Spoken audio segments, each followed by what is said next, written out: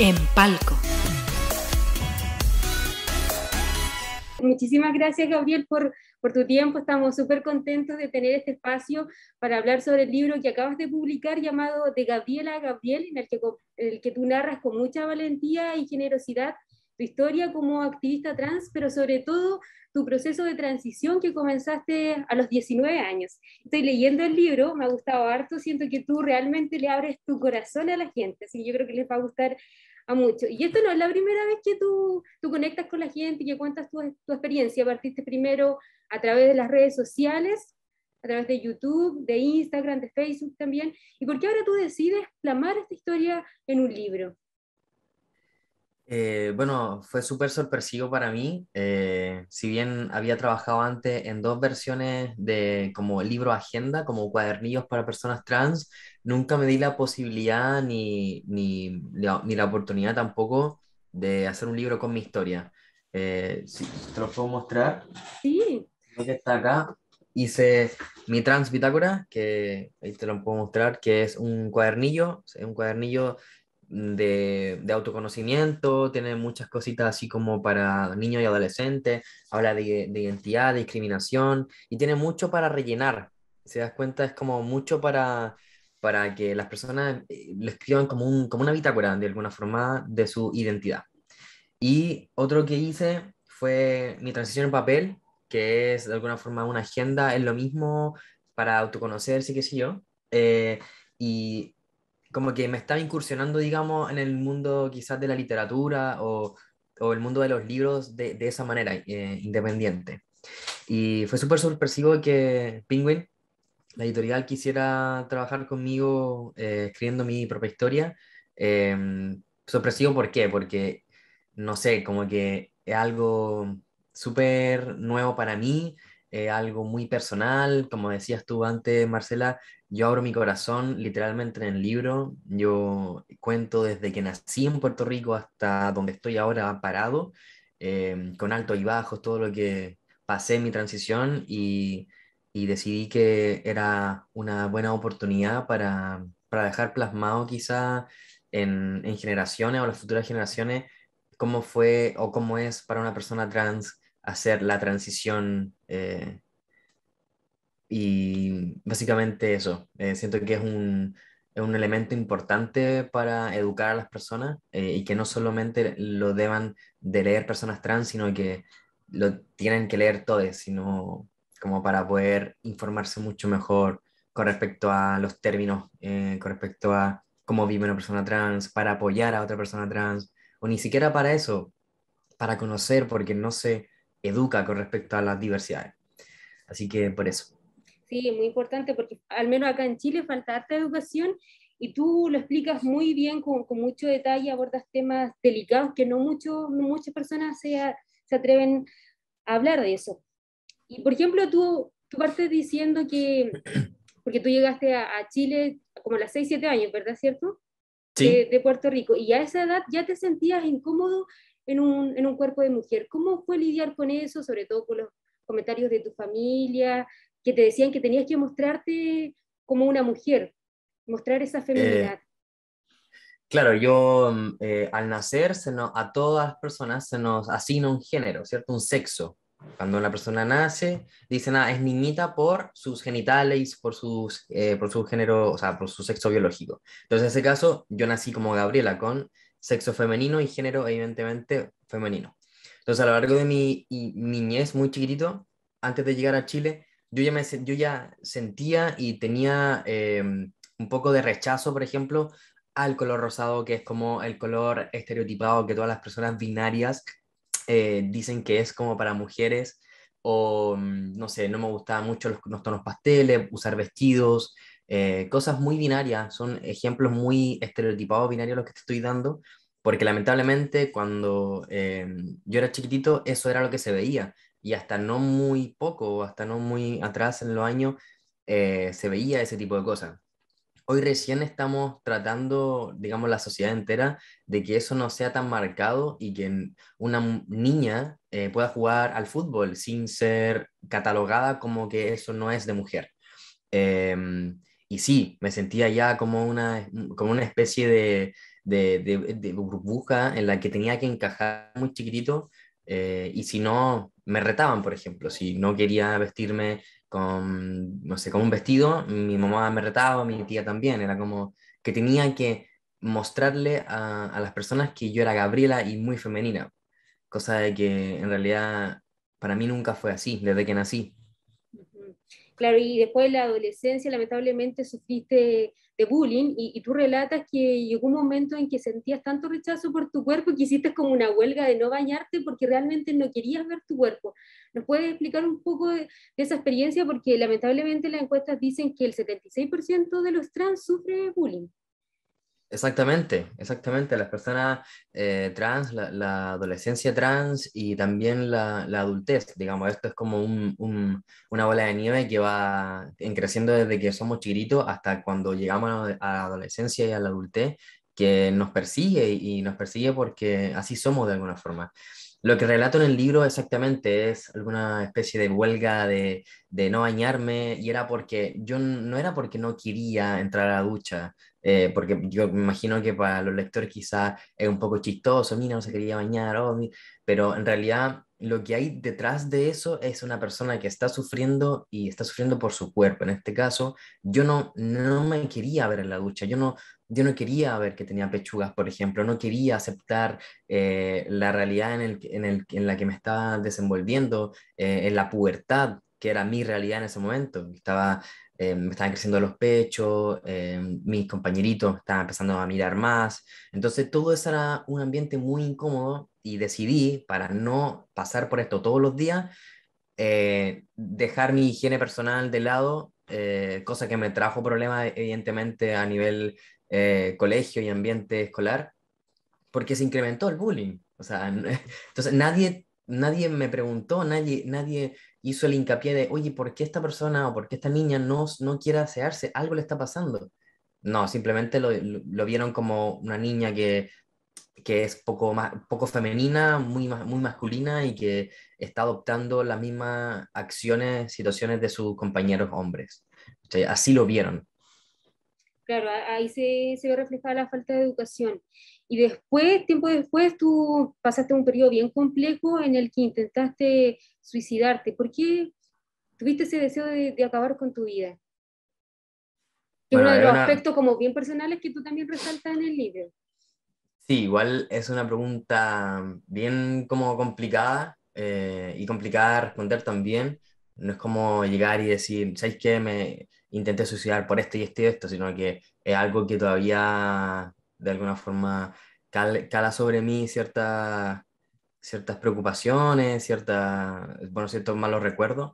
Y es básicamente porque me sentía rechazado, me sentía mal conmigo mismo, era un cúmulo de cosas, ya sea por mi identidad o por otras cosas que estaba pasando dentro del libro, que explico mucho mejor, evidentemente, pero era algo muy difícil y hoy en día también es como algo bastante difícil quizás de procesar, pero no quería dejarlo atrás porque es una realidad y es una realidad bastante triste, que muchísimas personas trans tienen ideación suicida y llegan a cometerlo y algo de que no se está hablando mucho, no se está hablando de la cifra de niñas y adolescentes que sí lo hacen, por ejemplo. Entonces sí, es un tema bien complejo y es porque de alguna forma me sentía rechazado y como te dije, un cúmulo de cosas de las que estaba pasando en ese momento. Mm. Pero sí. Claro, se entiende. Ahí en el libro la gente lo va a poder leer más completo. Pero afortunadamente fuiste avanzando en esta transición y ya a los 19 años tú decides comenzar el proceso. ¿Cómo fue y qué, de acuerdo a tu experiencia, qué es lo más difícil de este proceso de transición? Lo más difícil siempre va a ser el tema social, ya sea, por ejemplo, el tema de carnet, el tema... eh, no va por uno mismo, ¿ah? No va como que yo no quiera salir del closet, por así decirlo, entre comillas, porque no me gusta usar esa palabra, pero no es como que el problema seamos nosotros, sino que el problema es la sociedad que no entiende y que no está educada con respecto a las diversidades. Si eso no fuese así, la discriminación y la tasa de mortalidad y la tasa de suicidio, perdón, mejor dicho, no fuese tan alta. y es el mayor problema que tienen las personas trans, la sociedad, el entorno, la salud, por ejemplo, que hay muchísima discriminación en la salud, hay poco acceso. En el mismo colegio hay mucha discriminación en los colegios. Hoy en día hay personas y niños y adolescentes que no les aceptan su identidad de género en los colegios. Pasa más en instituciones privadas, evidentemente, que las públicas.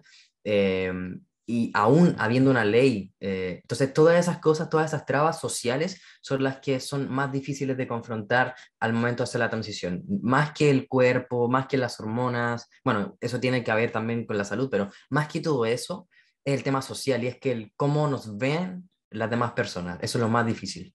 Mm, claro, ahí falta harto trabajo todavía. ¿Y cómo te sentiste tú después ya cuando ibas bien avanzado en esta transición, porque cambió tu rostro, tu cuerpo, tu voz? ¿Cómo te sentiste al mirarte al espejo?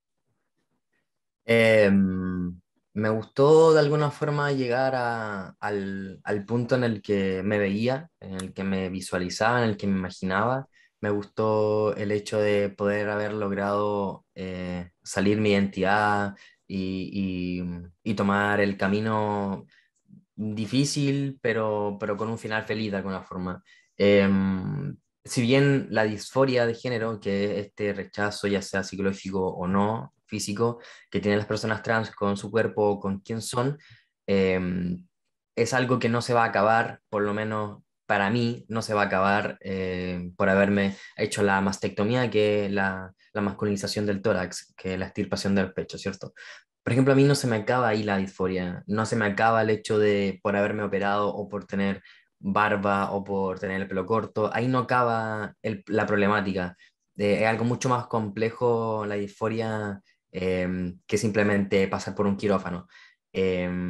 Así que al 100% me siento feliz, puedo decirte que estoy muy feliz y muy contento con quién soy, pero de repente hay malos momentos como en todas las cosas y de repente uno recae y como que se pone triste y un montón de cosas.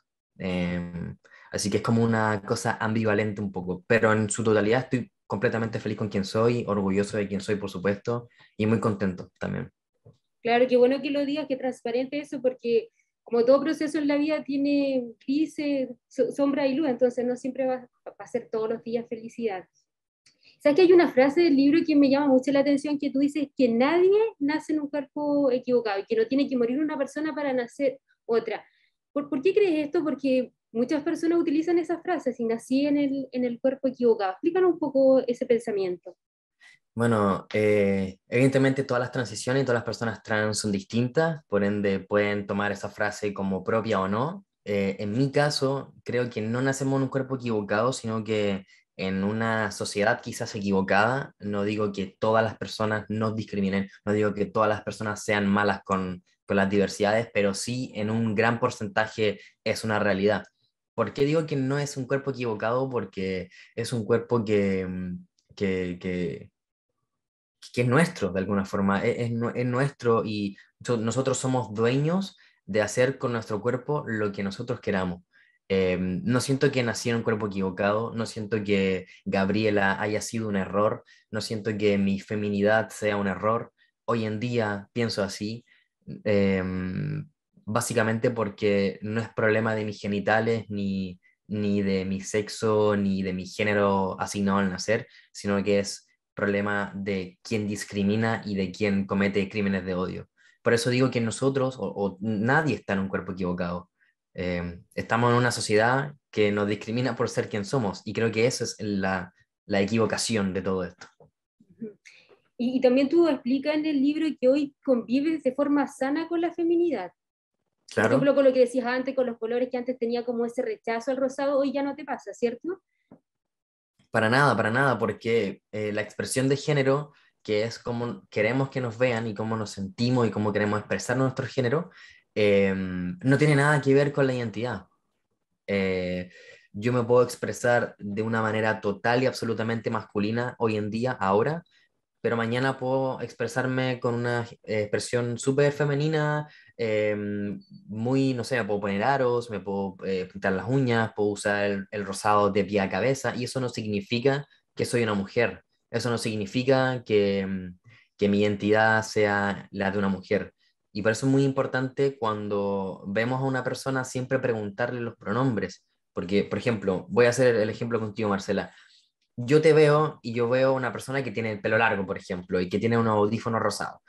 Eso me quiere decir algo a mí, que tú te estás expresando el género como femenino, por ejemplo. Pero si tus pronombres fueran distintos, si tú fueses una persona que no se identifica con la feminidad, yo estaría en un error, yo estaría cometiendo discriminación, puede ser, o eh, eh, transgrediendo tu identidad. Entonces, siempre es importante, a pesar de nuestra identidad de género, preguntar cómo quieres ser llamado.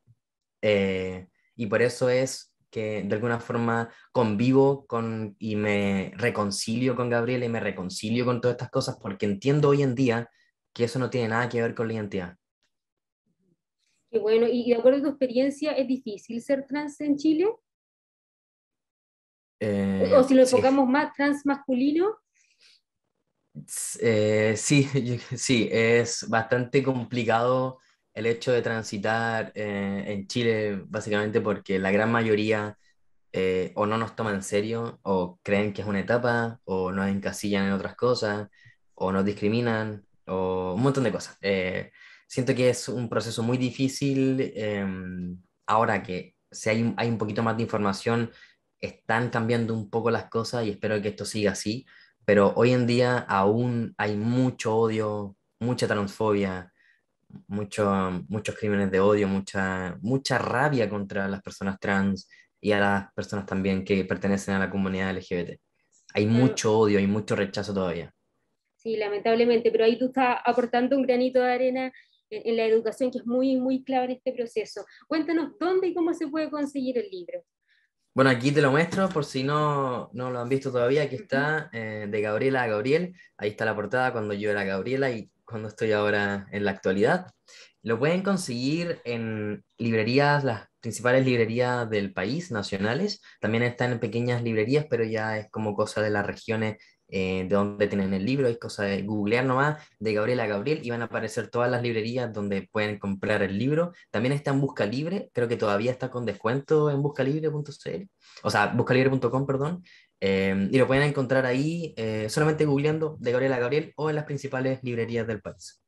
Y lo pueden encontrar. Maravilloso. Por último, Gabriel, si le puedes hacer una invitación a la gente a leer este libro.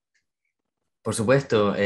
Bueno, les invito a las personas que están viendo esta entrevista o leyéndola o en donde encuentren esta maravillosa conversación con Marcela, que los invito a leer el libro. Aquí está, se lo muestro de nuevo. Los invito a leerlo. Invito a todas las personas que necesiten encontrar una respuesta o necesiten ayudar a alguna persona, ya sea familiar, amigo, vecino, da lo mismo, o ni siquiera eso, sino que simplemente querer saber e informarse. Aquí está el librito, lo pueden conseguir, los invito de verdad, no solamente porque lo haya escrito yo o sea mi propia historia, digo que es bueno, sino porque realmente creo que es un avance con respecto a la información. También al final del libro hay unos términos importantes de lo que estábamos hablando acá con Marcela, que es un glosario, que son las definiciones de lo que me ha pasado en mi vida. Lo pueden encontrar con sus definiciones para que puedan entender un poquito más la historia de una persona trans. Así que los invito. Sí, recomendadísimo. Totalmente vale la pena leerlo. Muchas gracias, Gabriel. Mucho éxito en todos tus proyectos. Te mandamos un abrazo grande. Y también te vamos a Muchísimas mandar ahí gracias. el link. Vale, muchísimas gracias, que estén muy bien. Adiós. Igual, chao.